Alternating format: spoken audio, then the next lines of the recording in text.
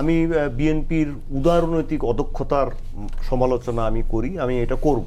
আমি মনে করি যে উদারনৈতিক অদক্ষতাটা বিএনপির জন্য দৃষ্টিকটু। বিএনপির অনেক ব্যর্থতা এখন এই 6 মাসেও আছে, কিন্তু একটা বিষয়ে বিএনপি সরকারকে বা বর্তমান সরকারকে আমি পরিপূর্ণভাবে সমর্থন করি যে তারা 90% সফল সেই ক্ষেত্রে, সেটা হচ্ছে পররাষ্ট্রনীতি। দীর্ঘদিন পর বাংলাদেশের মানুষ একটু মুক্তভাবে শ্বাস নিতে পেরেছে যে আমাদের পররাষ্ট্রনীতিটা রাইট ট্র্যাকে চলছে। আমরা স্বাধীনভাবে আমাদের দিকগুলো নির্দেশ করতে পারছি।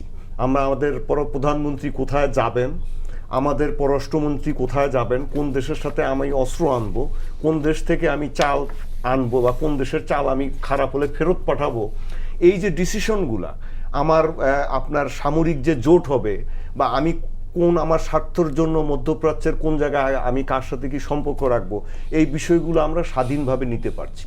এটাকে আপনি বিএনপি যদিও বলে সবার আগে বাংলাদেশ, বাট আমার কাছে মনে হয় যে এটা হচ্ছে কি যে বাংলাদেশের যে আপনার একটা নিজস্বতা আছে, সেই নিজস্বতাটা এই গত কয়েক মাসে তারা দেখাতে পেরেছে। এই ব্যাপারে বিএনপিকে অবশ্যই ক্রেডিট দিতে হবে যে আমরা দীর্ঘদিন পরে আবার নিজেদেরকে একটা গর্বিত বাংলাদেশী হিসেবে মনে করছি।